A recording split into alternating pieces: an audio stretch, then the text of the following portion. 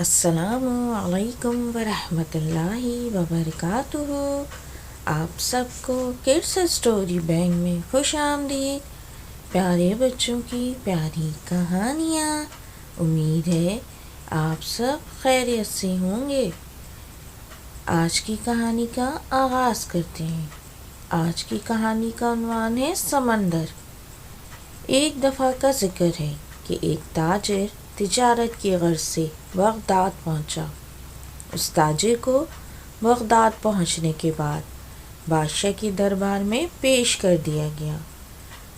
تاجر نے بادشاہ کے حضور تحائف پیش کیے، پھر مال تجارت نکالا۔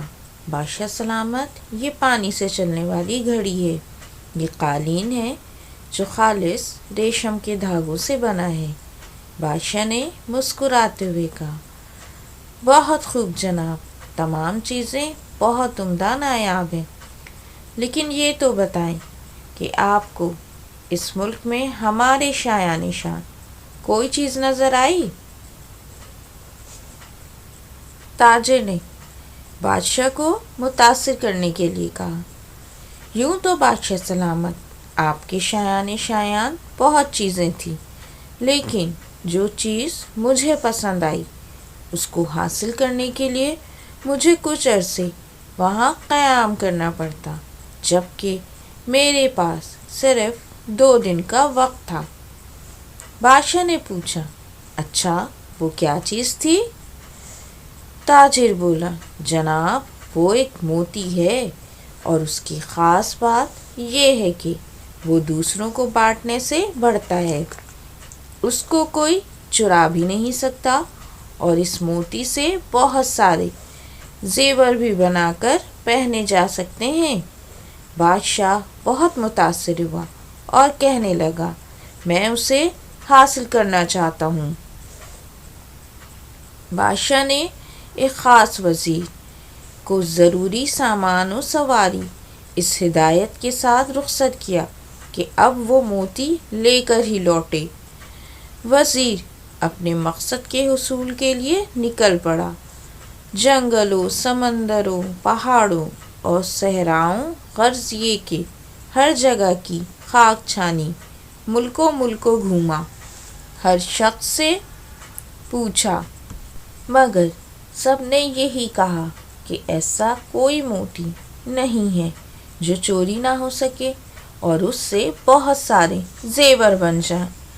یوں ہی مہینوں گزر گئے۔ بادشاہ کے سامنے ناکام لوٹنے کا خوف اس کو چین نہیں لینے دے رہا تھا۔ وزیر نے ہر ممکن کوشش کر لی کہ ایسا موتی مل جائے، لیکن یہ نہ ملا۔ اس نے واپسی کا ارادہ کر لیا۔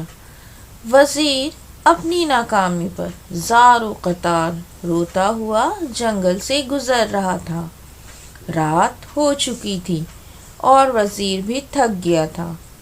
ایک درخت کے پاس آرام کے ارادے سے لیٹا ہی تھا کہ اسی لمحے ایک روشنی اپنی جانب بڑھتی نظر آئی۔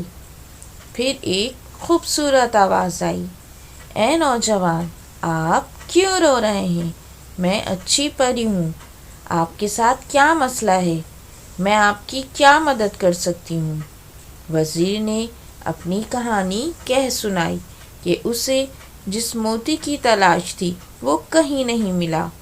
اچھی پری وزیر کی بات سن کر بے ساختہ ہنسنے لگی، پھر بولی، افسوس کہ آپ نے عقل سے کام نہیں لیا اور محض ایک موتی کی تلاش میں مہینوں مارے پھرتے رہے۔ وزیر بولا، اچھی پری، میں آپ کا مطلب نہیں سمجھا۔ پری بولی، بھلے آدمی، وہ موتی دراصل علم کی موتی ہے۔